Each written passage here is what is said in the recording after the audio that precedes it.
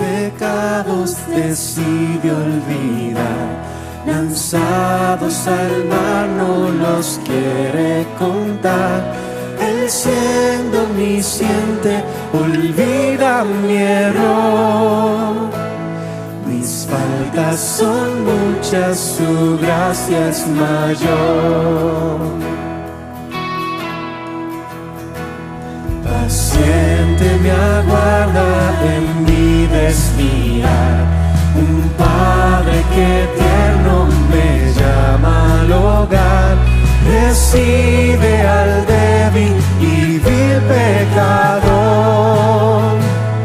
Mis faltas son muchas, su gracia es mayor. Gloria a Dios, su gracia es mayor. Sus misericordias hoy nuevas son. Mis faltas son muchas, su gracia es mayor. Qué grandes riquezas Él nos otorgó. Su sangre fue el pago, su vida entregó. Pagó esa deuda y la canceló. Mis faltas son muchas, su gracia es mayor. Gloria a Dios, su gracia es mayor. Sus misericordias hoy nuevas son. Mis faltas son muchas, su gracia es mayor. Gloria a Dios, su gracia es mayor. Sus misericordias hoy nuevas son. Mis faltas son muchas, su gracia es mayor. Mis faltas son muchas, su gracia es mayor. Mis faltas son muchas, su gracia es mayor.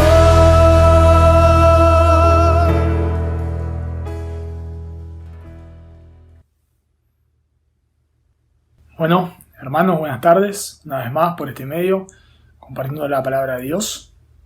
Así que vamos a continuar con nuestro estudio de Efesios. Les invito a abrir sus Biblias a Efesios capítulo 2 y hoy vamos a estar viendo del versículo 1 al 10. Efesios capítulo 2, versículos 1 al 10. Dice la palabra de Dios: Y Él os dio vida a vosotros cuando estabais muertos en vuestros delitos y pecados, en los cuales anduvisteis en otro tiempo, siguiendo la corriente de este mundo, conforme al príncipe de la potestad del aire, el espíritu que ahora opera en los hijos de desobediencia, entre los cuales también todos nosotros vivimos en otro tiempo, en los deseos de nuestra carne, haciendo la voluntad de la carne y de los pensamientos, y éramos por naturaleza hijos de ira, lo mismo que los demás.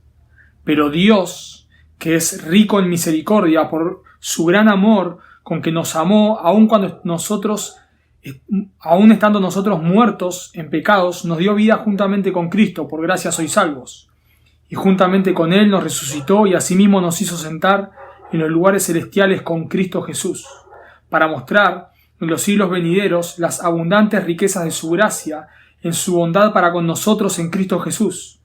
Porque por gracia sois salvos por medio de la fe. Y esto no de vosotros, pues es don de Dios, no por obras, para que nadie se gloríe. Porque somos hechura suya, creados en Cristo Jesús para buenas obras, las cuales Dios preparó de antemano para que anduviésemos en ella. No sé si alguna vez te ha sucedido de estar predicando el Evangelio a alguien y tratando de predicar el Evangelio, decir cosas como: bueno, todos alguna vez tuvimos algún pensamiento, algún mal pensamiento. Bueno, todos alguna vez hicimos algo que no debíamos, ¿no? Cuando estamos tratando de predicar el Evangelio a alguien, muchas veces tendemos a minimizar el pecado y para tratar de que la otra persona vea su pecado, lo que hacemos es minimizarlo, como si no alguna vez algún mal pensamiento tuviste, ¿no? Alguna vez, bueno, te robaste, quedaste con un vuelto que no debías. Y de cierta manera lo que hacemos es minimizar el pecado, como que bueno, ¿no?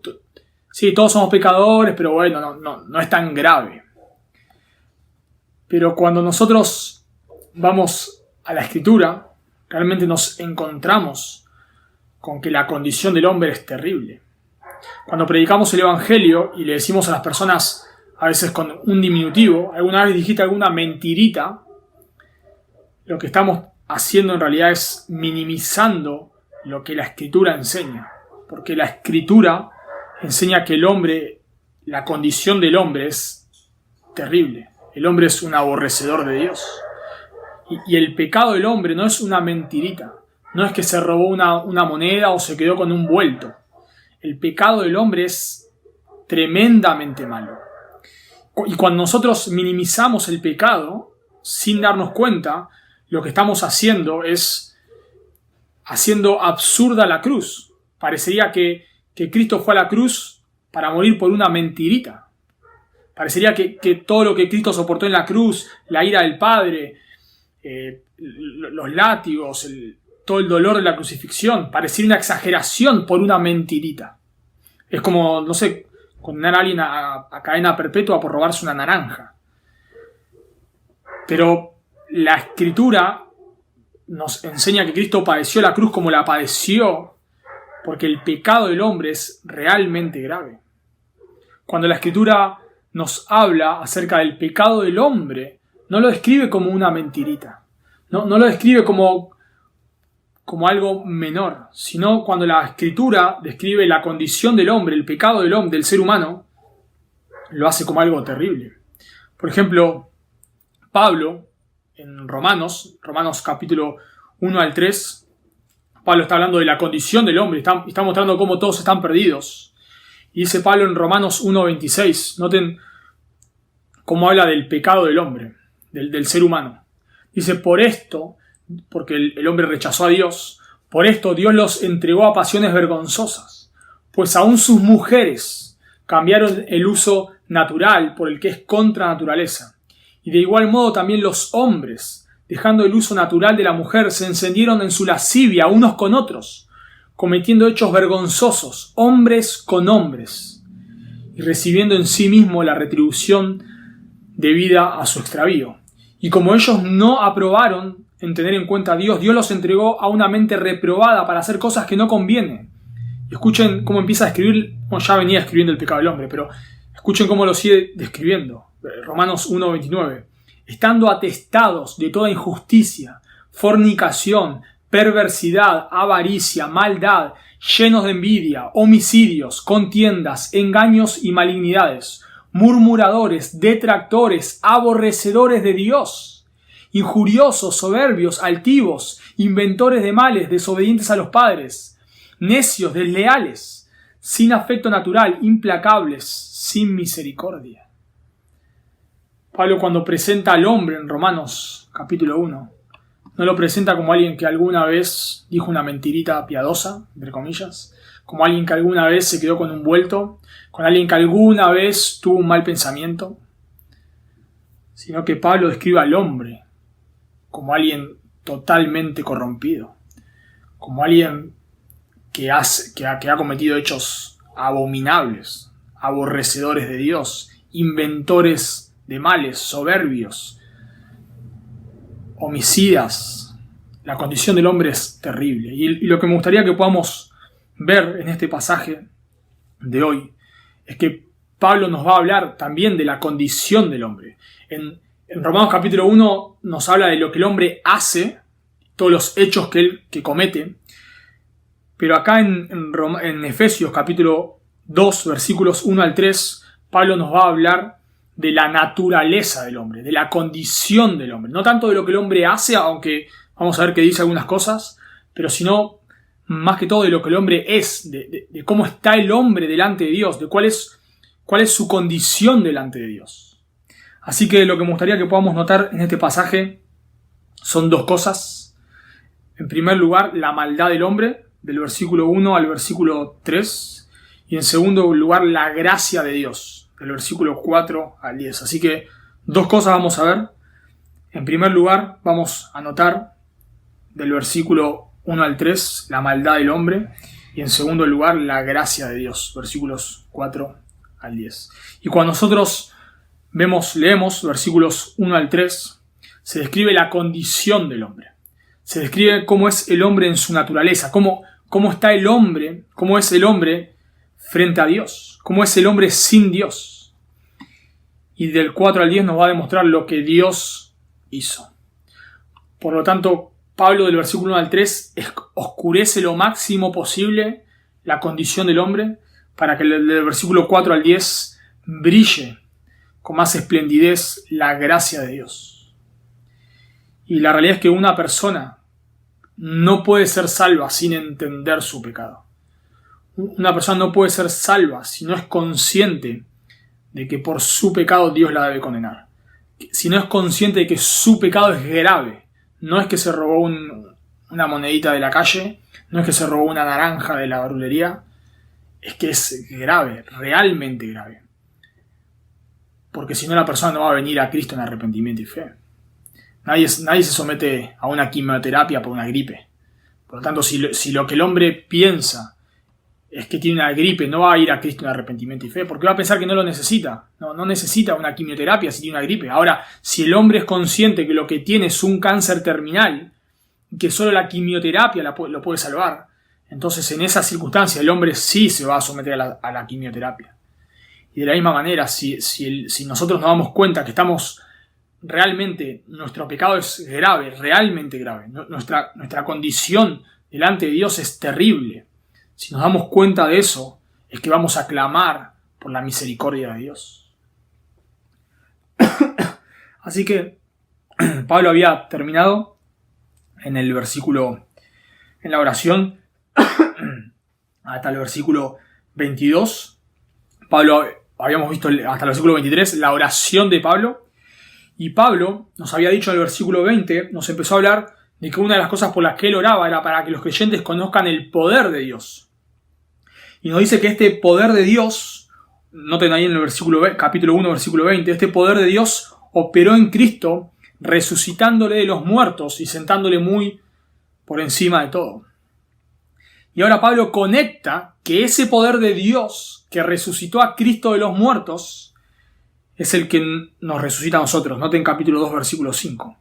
Aún estando nosotros muertos en pecado, nos dio vida juntamente con Cristo. Así que ese poder que resucitó a Cristo, Pablo lo conecta y dice, ese es el poder que resucita al creyente. Ahora notarán, no sé en qué versión estarán leyendo este pasaje, pero si lo están haciendo como yo en la Reina Valera 60, notarán que yo dije que en el versículo 1 al 3 todo se trata del hombre, pero la Reina Valera dice, y él, hablando de Dios, os dio vida a vosotros, ¿no? Y ahí mete a Dios, y él, se refiere a Dios, os dio vida a vosotros, y después sigue hablando de la condición del hombre. Pero la realidad es que en el original, él os dio vida, no se encuentra. Acá los traductores lo agregan probablemente para que nosotros no perdamos la conexión con el versículo 20, con que Dios le dio vida a Cristo, entonces de la misma manera que le dio vida a Cristo, resucitándole de los muertos, su cuerpo físico, de la misma manera nos dio a nosotros vida espiritual. Pero la realidad es que no aparecen en el original, y por eso si ustedes, por ejemplo, leen de la Biblia de las Américas, van a ver que y él os dio vida aparece en itálicas.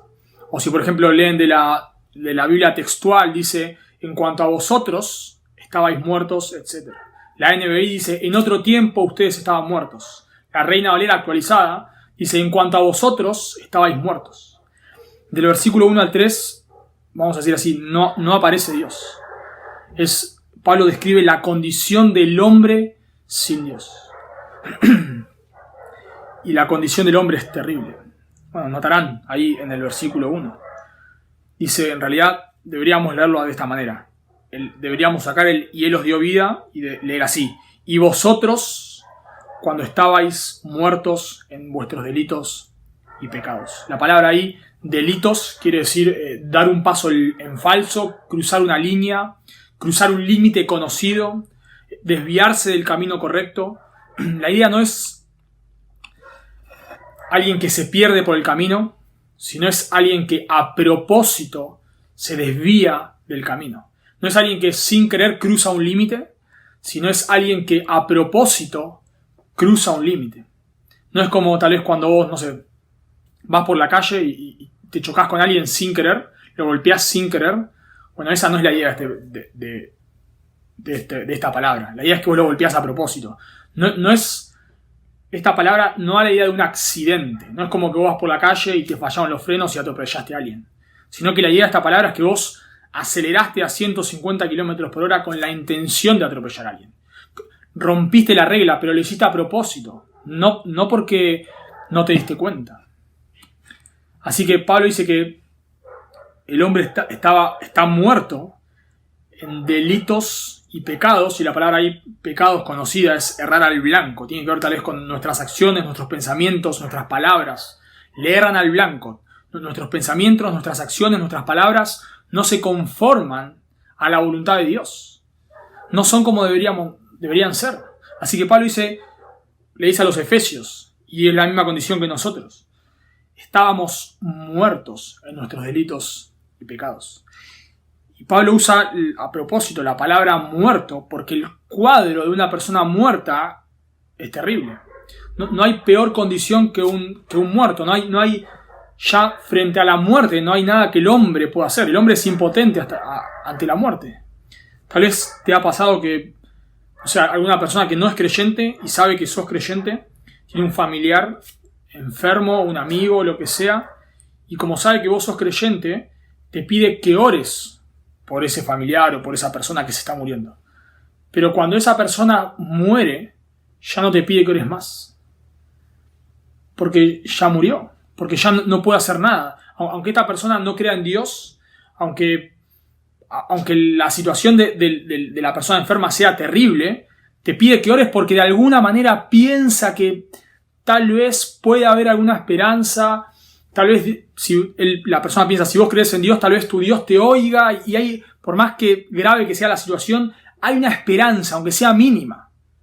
Pero cuando muere no te pide que ores para que resucite. Ya murió, ya está. Ya no hay esa esperanza, aunque sea mínima que había, ya se esfumó. ¿Por qué? Porque la condición de un muerto es terrible. Porque no hay esperanza frente a la muerte. No hay posibilidad de que vos lo puedas resucitar. Está muerto. Ya está. Y la Biblia nos dice que estábamos muertos en nuestros delitos y pecados. Estábamos muertos no físicamente, sino que estábamos muertos espiritualmente. Y la realidad es que si Pablo saltaría del versículo 1 al versículo 4, ya la condición sería terrible. Solamente con Pablo decir que estábamos muertos en delitos y pecados, ya no hay esperanza. Ya no hay esperanza en nosotros. Vamos a ver, claro que hay esperanza. Pero en nosotros no hay esperanza. Si frente a la muerte no hay nada que podamos hacer. Y nosotros eran los que estábamos muertos.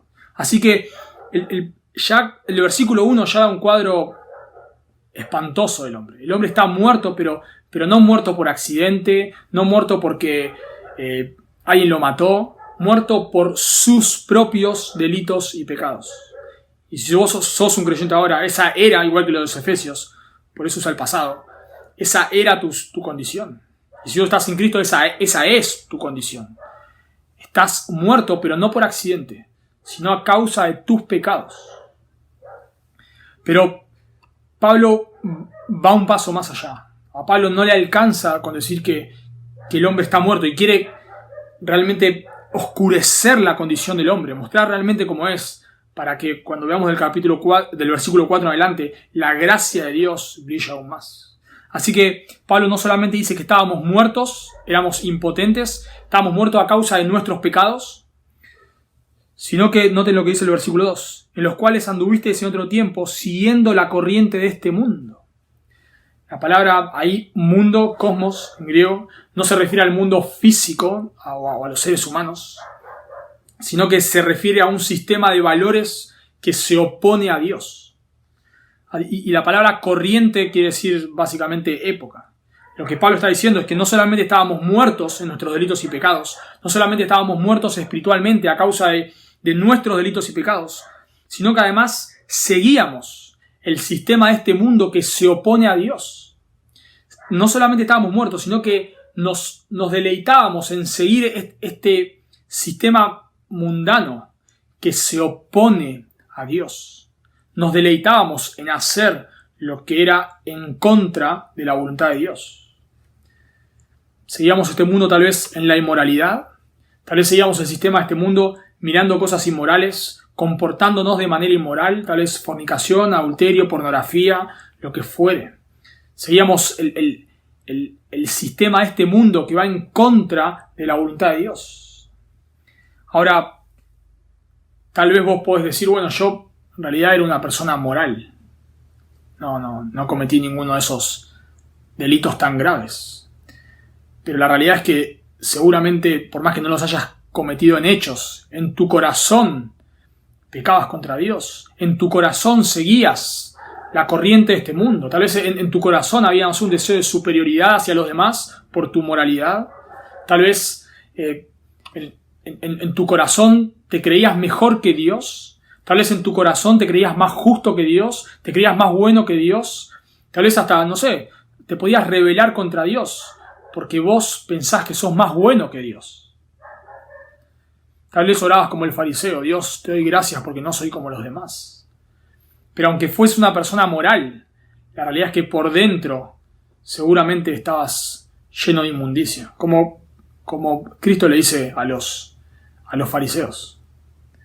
Tal vez no llegaste a cometer hechos inmorales, tal vez no llegaste a hacer cosas terribles, pero si yo tomara, y lo mismo vos conmigo, si tomara un video, podría grabar todos los pensamientos que tuviste durante toda tu vida y los pondría, en tu trabajo para que todos vieran lo que pensaste a lo largo de toda tu vida. Seguramente no podrías quedarte en ese lugar. Y seguramente saldría a la luz que aunque tal vez no cometiste hechos inmorales, los pensaste. Seguramente si paso todos tus pensamientos, en tus pensamientos tal vez había homicidio por airarte contra personas, tal vez había inmoralidad, tal vez había fornicación, tal vez había adulterio, tal vez mentiras, odio, porque así somos. Seguramente si yo pasara todos tus pensamientos, y lo mismo vos conmigo, saldría a la luz que amamos este mundo, que amamos este mundo que se opone a Dios, lo amamos. Y así dice Pablo que estaban los creyentes y que están los no creyentes, aman a este mundo. Y no solamente eso, noten cómo sigue diciendo, conforme al príncipe de la potestad del aire, el espíritu que ahora opera en los hijos de desobediencia. Bueno, no está diciendo Pablo acá que todas las personas están endemoniadas, sino en el sentido de que este mundo está claramente influenciado por Satanás. Y Satanás se opone a Dios. Así que nosotros íbamos siguiendo la corriente de este mundo que está influenciado por Satanás. Y nosotros teníamos exactamente los mismos valores. Nosotros nos oponíamos a Dios. Y por eso vemos aún personas morales, supuestamente que tienen su familia, sus hijos, lo que fuere, que apoyan el aborto, que apoyan la homosexualidad, que apoyan valores que van en contra de Dios. Porque así va este mundo, en contra de Dios. Y así íbamos nosotros. No éramos mejores. No éramos más buenos. No éramos... no es que no éramos tan pecadores. Nuestra condición era terrible. Nosotros seguíamos el sistema corrompido de este mundo. Ahora noten lo que sigue diciendo Pablo en el versículo 3. Entre los cuales también todos nosotros vivimos en otro tiempo en los deseos de nuestra carne, haciendo la voluntad de la carne y de los pensamientos. La palabra ahí, carne, se refiere a la naturaleza caída y los deseos se refiere a un deseo fuerte y por el contexto a un deseo por el pecado. Así que no solamente nosotros estábamos, según versículo 1, muertos en nuestros delitos y pecados, no solamente seguíamos los valores de este mundo que se opone a Dios, no solamente nos deleitábamos en hacer lo que era en contra de hacer lo que va en contra de la voluntad de Dios. No solamente seguíamos a Satanás, a sus deseos, sino que además satisfacíamos nuestros deseos pecaminosos. Todos nosotros satisfacíamos nuestros deseos internos pecaminosos. Pablo, aunque era un fariseo, él llegó a matar cristianos o a probar su muerte.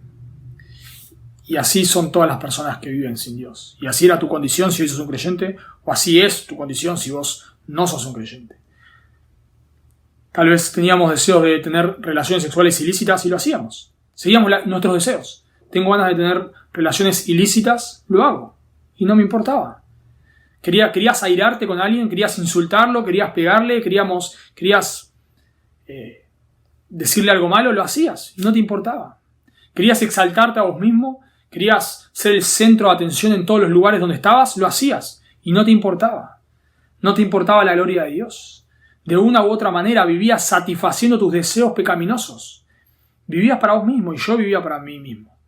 Vivías deleitándote, literalmente deleitándote en todo lo que se opone a Dios.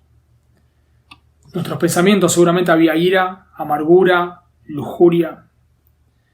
La condición que Pablo está pintando acá del hombre es terrible.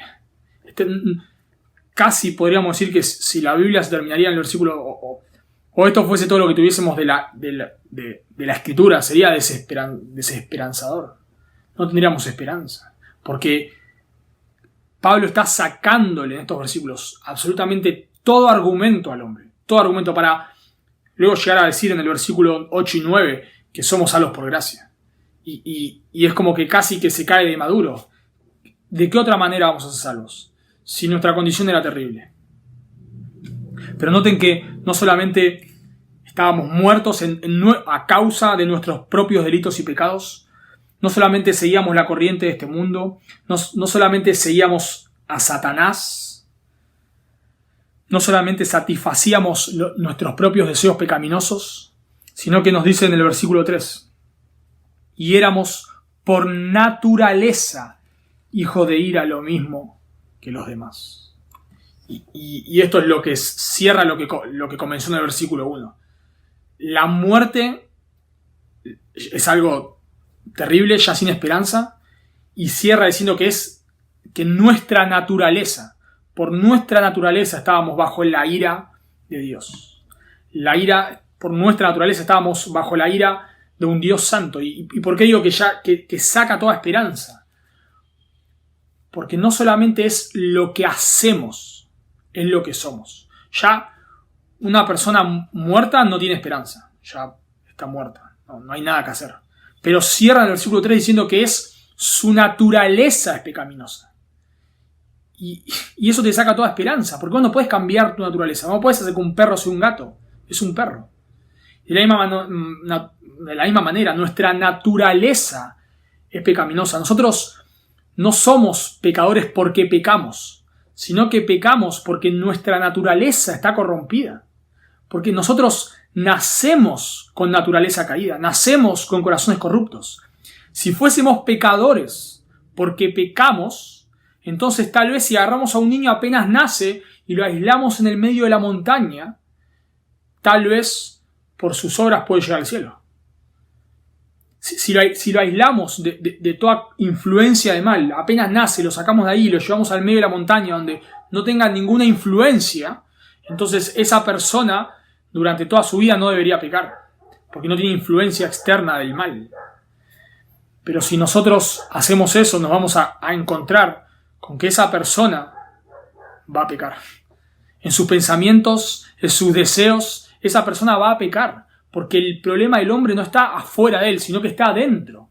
Nuestra naturaleza es caída. Y por eso pecamos. Nosotros pecamos porque es lo que sale de nuestra naturaleza. Vos a tu hijo o a tu hija no le enseñás a desobedecer, le enseñás a obedecer, porque desobedecer lo aprende solo. Ya viene con ese chip. Ya viene con la intuición de que cuando vos le preguntás si hizo algo, él lo esconde, te miente. Porque es su naturaleza, porque es nuestra naturaleza. La Escritura dice que cuando Adán pecó, todos pecamos en él. Dice Romanos 5:12. Por tanto, como el pecado entró en el mundo por un hombre, y está haciendo referencia a Adán, y por el pecado la muerte, así la muerte pasó a todos los hombres, por cuanto todos pecaron. Y Romanos 5:18 dice, así como por la transgresión de uno vino la condenación a todos los hombres. Adán era nuestro representante. Y uno podría decir, bueno, pero fue la culpa de Adán. No fue la culpa de Adán. Porque Adán era nuestro representante perfecto. ¿Y qué quiere decir que nuestro representante perfecto? Que Adán hizo lo que nosotros haríamos. Y si nosotros hubiésemos estado en la condición en la situación de Adán, hubiésemos hecho exactamente lo mismo. Hubiésemos caído exactamente de la misma manera. Porque él era nuestro representante. Dios eligió una persona que nos representara de manera perfecta. Que eligió lo que todos nosotros hubiésemos elegido. Que hizo lo que todos nosotros hubiésemos hecho. Entonces cuando Adán cayó, todos nosotros caímos. Él era nuestro representante. Así como cuando un presidente declara la guerra a otro país, todo el país está en guerra. De la misma manera, cuando Adán pecó, todos nosotros caímos con él. Y por eso todos nosotros nacemos con naturaleza caída. Pecamos porque está en nuestra esencia. Así que el cuadro que pinta Dios en su palabra del hombre es terrible. Ahora vos podés decir, bueno, pero mi vecino no es tan malo, o yo no soy tan malo. Bueno, en primer lugar, si pensaríamos, como dije antes, si pasaríamos todos los pensamientos que vos tuviste o que tu vecino tuvo en una película, probablemente salgan cosas terribles. Fornicación, lujuria, robo, idolatría, abuso. No nos imaginamos lo que, aunque no los cometió en hechos, ni nos imaginamos lo que esa persona pudo llegar a pensar. Y lo mismo con tu caso. Si sacaríamos a luz tus pensamientos, seguramente nos asombraríamos. Y lo mismo conmigo. Y la Biblia dice que Dios ve nuestros pensamientos. Y Dios considera aún nuestros pensamientos como pecados.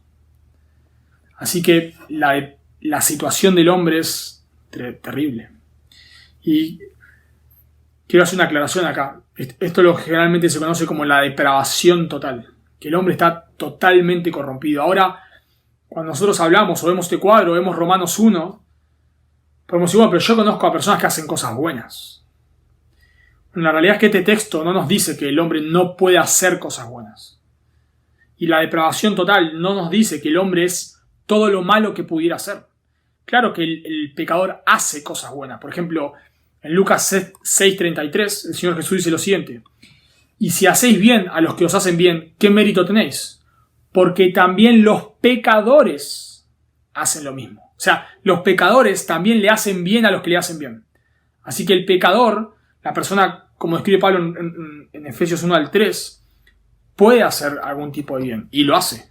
Y vemos no creyentes que donan un montón de recursos a causas benéficas. Pero la realidad es que porque de alguna manera Dios no permite que la condición del hombre, el pecado del hombre se exprese en su mayor grado. Porque si Dios, eso es lo que se conoce como la gracia común de Dios. Si Dios permitiría que lo que hay en nuestro corazón saliese, el mundo sería inhabitable. Por eso el juicio de Dios en Romanos 1, que leí antes, es Dios los entregó. Ese es el punto. Cuando vemos toda esa lista de pecados que leí al principio, el hombre llega a hacer eso porque Dios lo entregó a lo que había en su corazón. Y si Dios entrega al hombre a lo que hay en su corazón, el mundo sería inhabitable. Pero Dios en su infinita bondad no permite que la maldad que hay en nuestro corazón se exprese de esa manera. Porque si no el mundo sería inhabitable. Así que el punto de Pablo acá, el punto que quiere resaltar acá es que la condición del hombre es terrible. La condición del hombre, aparte de la gracia de Dios, no tiene esperanza. El hombre no busca a Dios. Y algunos han tratado de suavizar un poco la condición de la muerte espiritual para no sacar, para que haya alguna esperanza en el propio hombre, diciendo que si bien todos estamos muertos a causa de nuestros delitos y pecados, hay una gracia preveniente que lo que hace es, de alguna manera, como resucitar a todos los hombres y dejarlos de alguna manera en una situación medio neutra, medio que, bueno, no es tan malo. Ahora el hombre puede tomar alguna decisión. Ahora el hombre, hay una gracia como que resucita a todo ser humano y lo deja de manera neutra ante Dios, y el hombre ahora debe elegir si elige a Dios o no. Pero no es lo que claramente ni la Biblia ni este texto enseña. Pablo quiere dejar algo claro, Dios quiere dejar algo claro acá en su palabra, es que la condición del hombre es terrible. Así que tal vez debes preguntarte a la luz de este pasaje, ¿qué concepto tenés de vos mismo? Tal vez no sos un creyente y pensás que no sos tan malo, que nunca cometiste grandes pecados. Bueno, déjame decirte a la luz de este pasaje que tu condición es terrible. Y que según el versículo 3, vos, si no sos un creyente, todavía estás bajo la ira de Dios. Tu condición es terrible, y si morís en esa condición, lo que te espera, dice la Biblia, es el infierno. Aparte de la gracia de Dios, estamos perdidos. Y lo mismo era mi situación, porque por la gracia de Dios me he arrepentido y he puesto mi fe en Cristo. Pero era mi condición. Y si sos un creyente, debes recordar que tal vez no llegaste a hacer cosas tan aberrantes por la gracia de Dios, pero esa era tu condición. O tal vez lo llegaste a cometer actos terribles, pero por la gracia de Dios Él te fue transformando y ahora pensás que no eras tan malo. Ahora tal vez pensás que no necesitabas tanto la gracia de Dios. Ahora tal vez tenés pensamientos como esto: ¿cómo fulano pudo hacer tal cosa? ¿Cómo? De la misma manera que nosotros lo podríamos haber hecho o que lo hicimos. Cuando nosotros nos olvidamos de la condición en la cual Dios nos saca, es que muchas veces no tenemos paciencia con nuestro cónyuge. Y le decimos cosas: ¿cómo pudiste hacer eso? Porque nos olvidamos de lo que éramos. Nos olvidamos de dónde Dios nos sacó. Nos olvidamos que lo único que hace la diferencia en nosotros no son nuestros méritos, sino que es la gracia de Dios. Tal vez en tu trabajo te airás por el pecado de otros contra vos. Pero la realidad es que vos no eras mejor, ni yo era mejor. Tal vez en nosotros se despierta un espíritu de superioridad, porque nos olvidamos de dónde Dios nos sacó. Y yo creo que lo peor que suele pasar en nuestra vida, cuando nos olvidamos de dónde Dios nos sacó, cuando nos olvidamos de nuestra condición, es que perdemos el asombro por la gracia de Dios. Cuando nos olvidamos de dónde Dios nos sacó, es que escuchamos el Evangelio, que Dios ha enviado a su Hijo al mundo para morir en lugar del pecador, y pensamos, bueno, eso es para el pecador. Eso es para los no creyentes. Cuando escuchamos que Cristo murió por nuestros pecados, no produce nada en nuestro corazón. Nos da lo mismo. Cuando nos olvidamos de dónde Dios nos sacó, nuestros corazones se vuelven fríos, se vuelven indiferentes. Nuestros corazones no alaban a Dios, porque nos olvidamos de dónde Dios nos sacó. Porque pensamos de alguna manera, como dije en la introducción, que nuestros pecados no eran tan graves. Entonces no adoramos a Dios como deberíamos. Pero en este pasaje realmente nos debe asombrar, porque no termina ahí. Vimos, versículo 1 al 3, la condición del hombre sin Dios, y es desesperante. Pero, por favor, mirad estas dos palabras y maravillate en tu corazón. Realmente, adorá a Dios por estas dos palabras. Notá ahí, por favor, en el versículo 4. Pero Dios. Y hace un contraste con lo que viene diciendo. El hombre está totalmente corrompido. Pero Dios.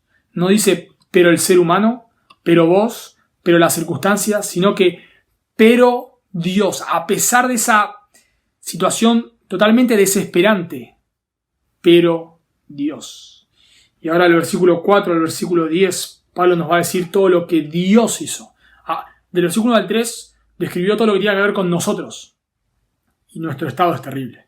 Pero ahora del versículo 4 al versículo 10, Pablo nos va a decir todo lo que tiene que ver con Dios. Y noten con lo que dice el versículo 4. Pero Dios, que es rico en misericordia. Y aunque Dios es justo, y Pablo terminó diciendo en el versículo 3, que la ira de Dios está sobre el pecador a causa de su pecado, al mismo tiempo, Pablo dice que Dios es misericordioso. Pablo pasa de la ira de Dios a la misericordia de Dios sin ningún pretexto, sin ninguna excusa, sin pedir perdón. Pablo dice que, claro que la ira de Dios está sobre el pecador, pero al mismo tiempo Dios tiene misericordia para con el pecador. Y Pablo dice en el versículo 4, pero Dios que es rico en misericordia. La palabra ahí misericordia quiere decir amor para el que está abajo. Justamente amor para el que está en una situación desesperante, amor para el que está en una situación miserable. A pesar de que el hombre está en su miseria, Dios tuvo misericordia del hombre. Dios debería habernos castigados por nuestros delitos y pecados. Él es santo y nuestra condición es terrible. Él debería habernos condenado.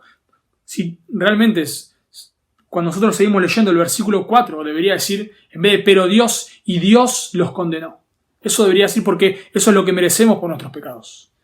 Pero Pablo hace un contraste entre el pecado del hombre y la gracia de Dios. Pero Dios que es rico en misericordia. Porque la idea es que sus misericordias nunca se agotan. Es por eso que a pesar de que merecemos nuestros pecados, el infierno por nuestros pecados, Dios ha tenido misericordia de nosotros y no nos ha castigado. Porque sus misericordias nunca terminan. Y lo mismo dice Jeremías en Lamentaciones capítulo 3, versículo 22. Jeremías dice lo siguiente: por la misericordia de Jehová no hemos sido consumidos, porque nunca decayeron sus misericordias. A pesar de que cuando Jeremías escribió el libro de Lamentaciones, Babilonia había arrasado con Jerusalén, había destruido el templo, la situación era terrible. Si leemos el libro de Lamentaciones nos vamos a dar cuenta. Aunque la situación era terrible en Jerusalén por causa del pecado de Israel, solamente por eso Dios les estaba pagando conforme a sus pecados. Y a pesar de que por causa de su pecado Israel debería haber desaparecido, no desapareció porque las misericordias de Dios son nuevas cada mañana. Porque Dios es rico en misericordia. Por eso Israel no desapareció y luego vuelve a su tierra. Y de la misma manera, nosotros no hemos sido consumidos por nuestros pecados, porque Dios es rico en misericordia. Dice Éxodo 34:6, y pasando Jehová delante de él, de Moisés, proclamó: Jehová, Jehová, fuerte, misericordioso y piadoso, tardo para la ira y grande en misericordia y verdad. Y esto lo dice después de que Israel se había hecho un becerro de oro y se había postrado delante de ese becerro. Después de que Israel cayó en idolatría y debería haber sido consumido por su pecado, no fue consumido por la misericordia de Dios. Aunque David debería haber sido muerto por causa de su pecado con Betsabé, él no murió por la misericordia de Dios. Por eso en Salmo 51:1, cuando él está confesando, el salmo que lo escribe luego de haber confesado su pecado con Betsabé, él dice lo siguiente en el Salmo 51:1: ten piedad de mí, oh Dios, conforme a tu misericordia. Él está pidiendo, no está pidiendo por piedad conforme a sus obras, porque por sus obras él merece morir. Está pidiendo piedad conforme a la misericordia de Dios, porque sabe David que las misericordias de Dios nunca se terminan. Dios, lo dice Pablo acá en este texto, es rico en misericordia. Y por eso sigue diciendo en el versículo 4, por su gran amor con que nos amó. No solo es misericordioso, sino que Dios nos amó cuando no lo merecíamos. Dios nos dio gracia cuando lo que merecíamos en realidad era el infierno. Hemos sido salvos no por nuestras obras, no por nuestros méritos, sino por causa del gran amor con que Dios nos amó. Hemos sido salvos solamente porque Dios quiso amarnos. Nuestra condición era terrible. Nuestra condición sin Dios era sin esperanza. Pero hoy tenemos esperanza solamente porque Dios quiso amarlo. Como le dice Dios al pueblo de Israel en Deuteronomio 7, 7 y 8. Yo no los elegí porque eran mejores que otros pueblos, sino solamente porque quise amarlos. Y es lo mismo para con nosotros. Dios no nos eligió porque vio algo bueno en nosotros, porque nuestra condición no era terrible, sino porque Él quiso amarnos. Solamente por eso. Y la realidad es que nos cuesta entenderlo, porque nosotros no funcionamos así. Entonces, como no funcionamos así, pensamos, bueno, si Dios me amó de la manera en la cual Pablo dice acá, bueno, es porque tuvo que haber algo bueno en mí. Si Dios me eligió, es porque tuvo que haber algo diferente al resto de las personas. Alguna diferencia yo tuve que haber hecho. Por eso algunos dicen, bueno, Dios me eligió porque sabía que yo lo iba a elegir. Ese pensamiento nace de que algo bueno tiene que haber en mí. Yo tuve que haber hecho una diferencia. No puede ser que estábamos todos muertos y Dios tuvo misericordia de mí y no de otro. No puede ser. Yo tuve que haber hecho algo. Yo tuve que haber hecho la diferencia. Yo algo tuve que haber hecho. Bueno, la realidad es que no. La realidad es que no. Por causa del gran amor con que nos amó. La causa no está en nosotros. Está en Dios. No es como a veces vemos en las películas o leemos en la historia que una persona agarra un delincuente o agarra una persona totalmente inmoral o perdida en las drogas y lo saca de ahí y esta persona termina siendo un héroe. Cuando entrevistan a la persona que lo sacó de ahí, le preguntan, ¿por qué lo hiciste? Porque yo vi algo en él o en ella. Yo vi algo, yo percibía, yo sabía que tenía potencial. Bueno, Dios no nos salvó porque sabía que teníamos potencial. Dios nos salvó, no dice el texto, lo estamos leyendo, no te engañé en el versículo 4. Por su gran amor con que nos amó. A causa de su gran amor. La causa, el motivo no está en nosotros, está en Dios. Déjame preguntarte a la luz de los versículos 1 al 3. ¿Qué hay de bueno en vos? A la luz de los versículos 1 al 3 que acabamos de exponer.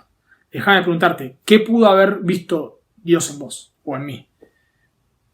¿Qué cosa buena pudo haber encontrado? ¿Qué potencial pudo? ¿Ves alguna esperanza del versículo 1 al 3 en vos? ¿Ves alguna esperanza en tus obras? Del versículo 1 al 3, ¿ves que vos podés hacer algo si estás muerto, si seguís la corriente de este mundo? Si tu naturaleza es caída, ¿ves que podés hacer algo para salvarte a vos mismo? ¿Ves que Dios pudo haber visto algo bueno en vos? La realidad es que no. Es por causa de su gran amor. Es porque Él es rico en misericordia. Es simplemente, y lo leímos en capítulo 1, versículo 4. Dios nos escogió desde antes de la fundación del mundo. Desde antes que hayamos hecho algo bueno o algo malo. La salvación es pura gracia de Dios. Cero mérito del hombre. 100% obra de Dios. 0% obra del hombre. Y noten lo que dice el versículo 5. Expresa más esto que estoy diciendo. Aún estando nosotros muertos. Noten que Pablo le está sacando todo mérito al hombre. Está diciendo, aún cuando nosotros estábamos al horno, aún cuando nosotros no podíamos hacer nada, aún cuando estábamos muertos, y como dije antes, no podemos hacer nada frente a la muerte. Aún cuando estábamos muertos, en esa condición, y sigue diciendo, Dios nos dio vida. Aún estando nosotros muertos en pecados, nos dio vida juntamente con Cristo, y aclara, por gracia sois salvos. Nosotros estábamos muertos. La única manera en la cual pudimos creer es porque Dios nos dio vida. Es porque Dios nos hizo nacer de nuevo.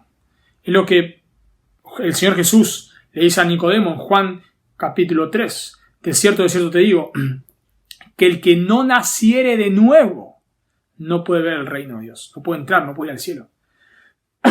La condición para ir al cielo es nacer de nuevo. ¿Y cómo se hace esto? Es obra de Dios. Él nos dio vida. Y como dije antes, después lo pueden leer y releer y se van a dar cuenta. Pablo lo expresa de una manera que saca todo mérito del hombre para llegar a decir lo que dice en el versículo 8 y 9. La persona pudo creer solamente porque Dios le dio vida para que pueda creer. Por eso nosotros decimos que no podemos salvar a nadie. Porque no podemos darle vida a los muertos.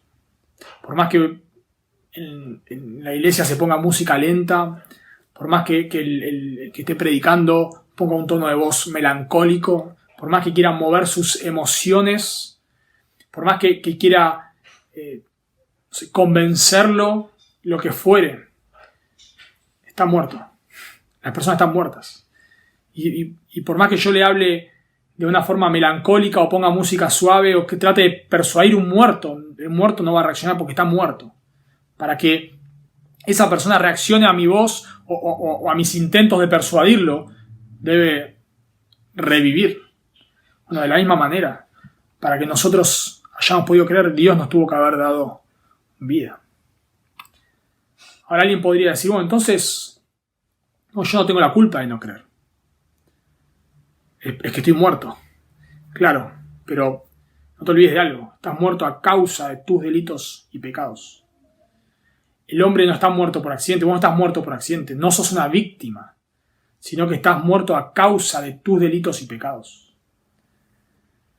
Entonces otro podría decir, pero si estoy muerto y Dios tiene que darme vida, ¿para qué predicamos el Evangelio? Bueno, predicamos el Evangelio porque lo que Dios usa para darle vida a los muertos es su palabra. Leemos en 1 de Pedro 1:23, siendo renacidos, no de simiente corruptible, sino de incorruptible, por la palabra de Dios que vive y permanece para siempre.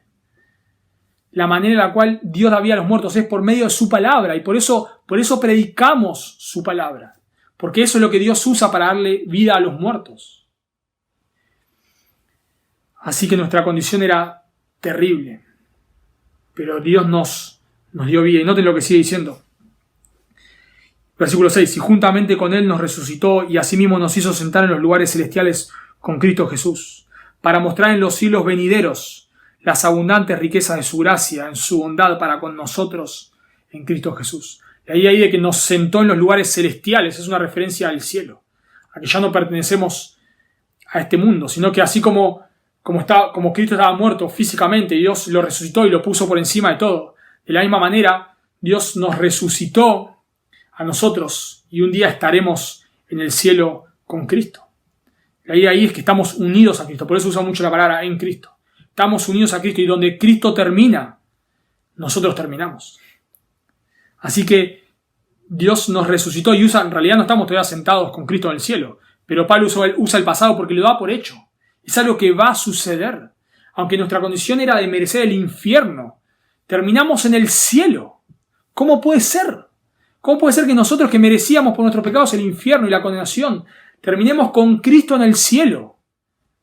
Por la gracia de Dios. Por gracia sois salvos. ¿Y por qué Dios hace esto? Bueno, dice el versículo 7.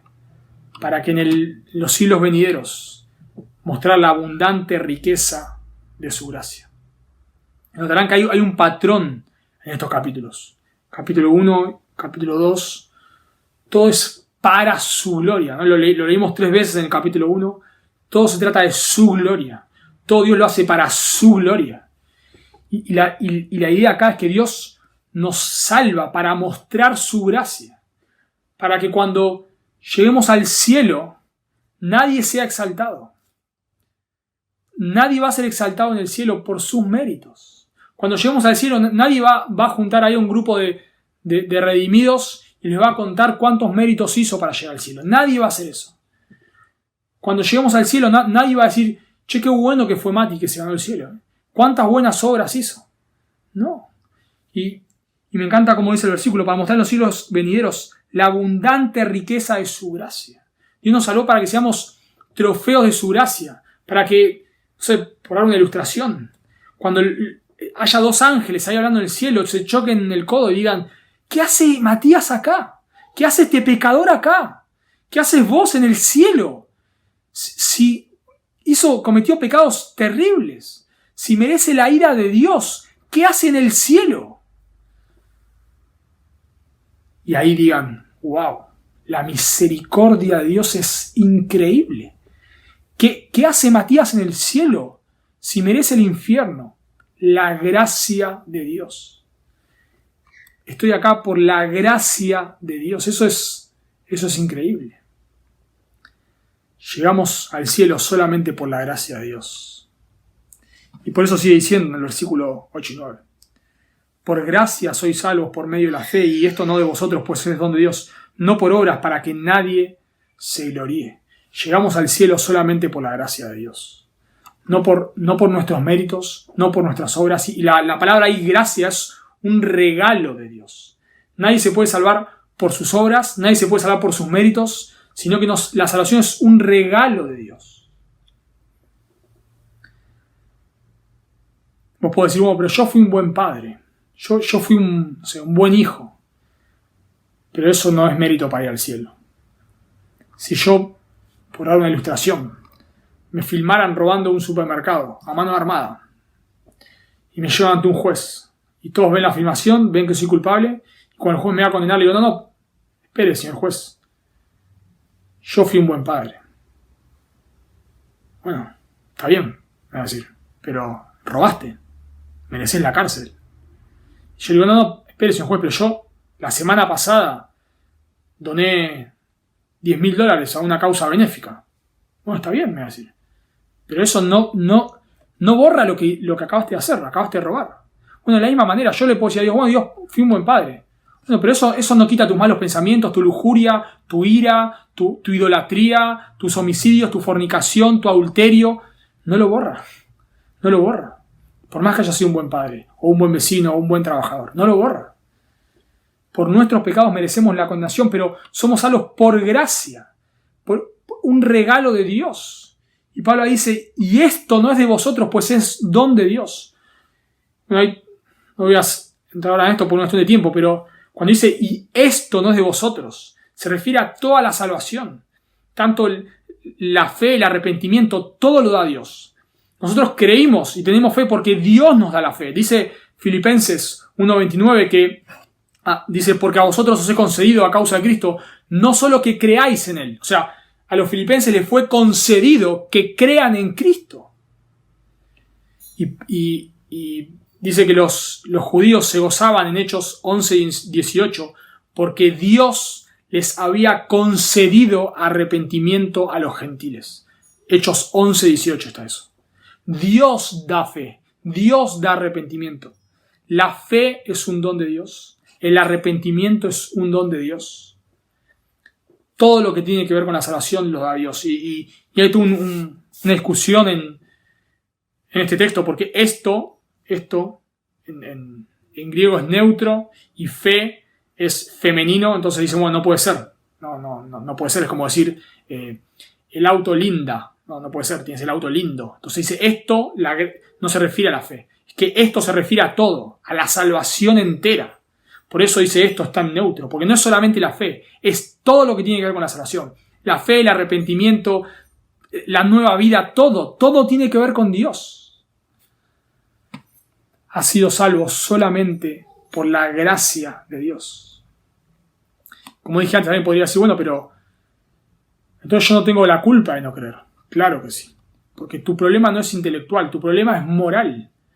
Si vos rechazás a Dios, es tu culpa, vos le estás rechazando. Dios te ofrece salvación, Jesús dice, todo el que en mí cree tiene vida eterna. Y si vos le rechazás, es tu culpa que le rechaces. Vos no vas a ir al infierno porque Dios no te dio fe. Vos te vas al infierno porque vos has querido rechazar a Dios. Pero los que están en el cielo, ¿por qué llegan al cielo? Porque Dios tuvo misericordia de ellos. Así que este cuadro pinta la condición del hombre de una manera terrible, pero expresa la gracia de Dios de una manera increíble también. Por eso, no sé si te habrás preguntado, pero en Apocalipsis capítulo 4 o capítulo 7, cuando ves que todos están alabando a Dios, millares de ángeles y redimidos, te preguntaste alguna vez, dentro de esos redimidos, ¿dónde está Pablo? No sé si te lo preguntaste alguna vez. ¿Dónde está Pedro? No importa. No importa, porque en el cielo nadie va a alabar a Pablo, ni nadie va a alabar a Pedro. Todos van a alabar a Dios. Y por eso cuando en Apocalipsis nos dan destellos del cielo, todos alaban a Dios. Nadie alaba a Pablo, a Pedro, a Spurgeon, a Jonathan Edwards. Todos alaban a Dios. Y no sé, capaz te preguntas, ¿dónde está Jonathan Edwards? No importa. Porque Jonathan Edwards llegó al cielo por la gracia de Dios. Pablo llegó al cielo por la gracia de Dios. Pedro llegó al cielo por la gracia de Dios. Y nosotros llegamos al cielo por la gracia de Dios. Toda la salvación se trata de Dios.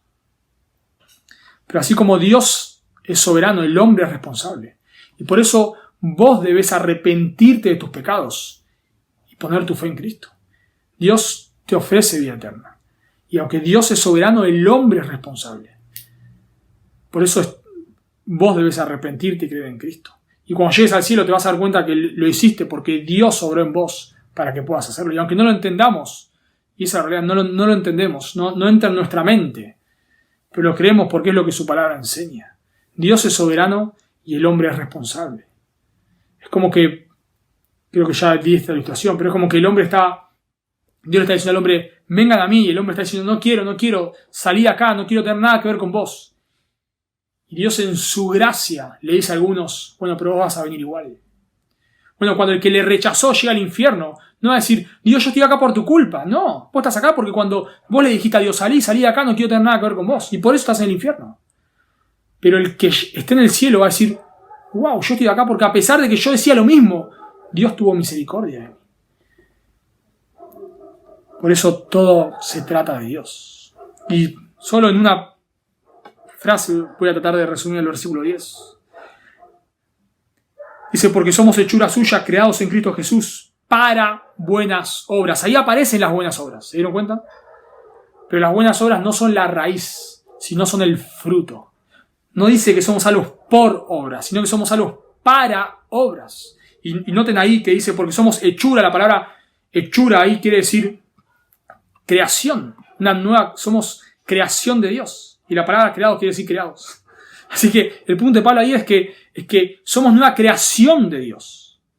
Pero somos nueva creación de Dios para buenas obras, no por obras. Las obras no son el fundamento, no son la raíz.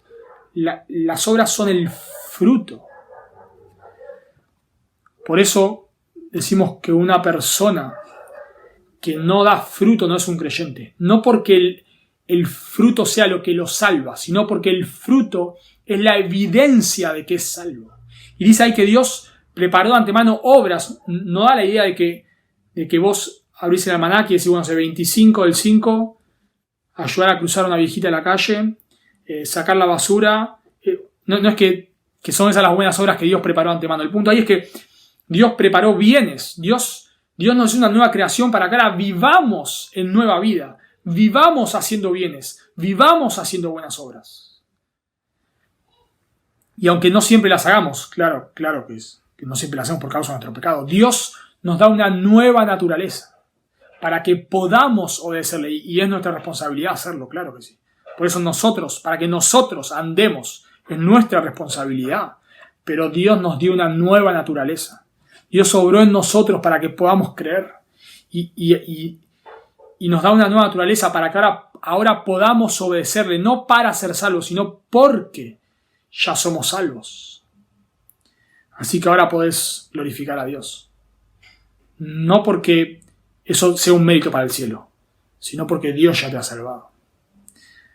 Así que, hermano, hermana, esto debe hacer que nuestros corazones se postren delante de Dios. Realmente, si olvidaste de dónde Dios te sacó, bueno, este mensaje nos debe... Estos pasajes, estos versículos, te deben hacer recordar a vos y a mí de dónde Dios nos sacó. Que Dios nos rescató de la condenación, de la inmundicia, de ser lo peor de lo peor. Y que un día vamos a estar en el cielo por la gracia de Dios. Solamente por la gracia de Dios.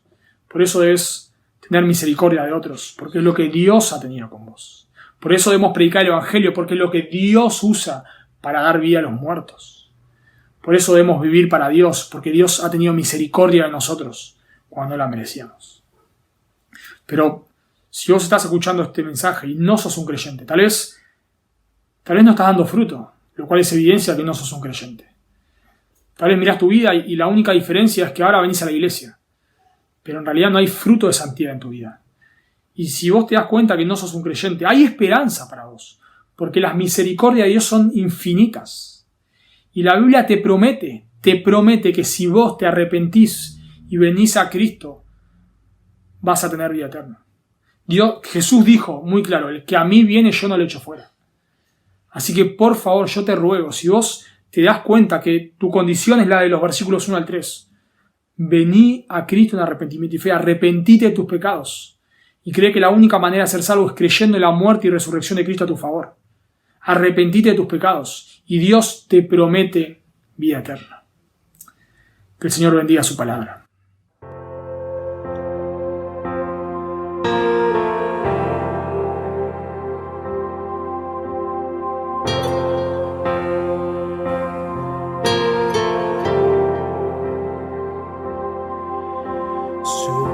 Sublime gracia del Señor, que a un infeliz salvó. Fui ciego, mas hoy veo yo, perdido y Él me halló.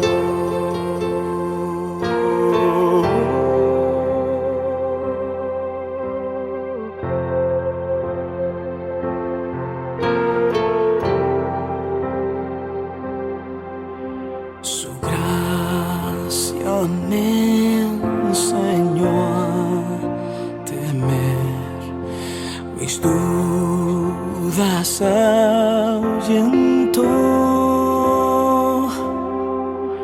Oh, cuán precioso fue mi ser cuando Él me transformó.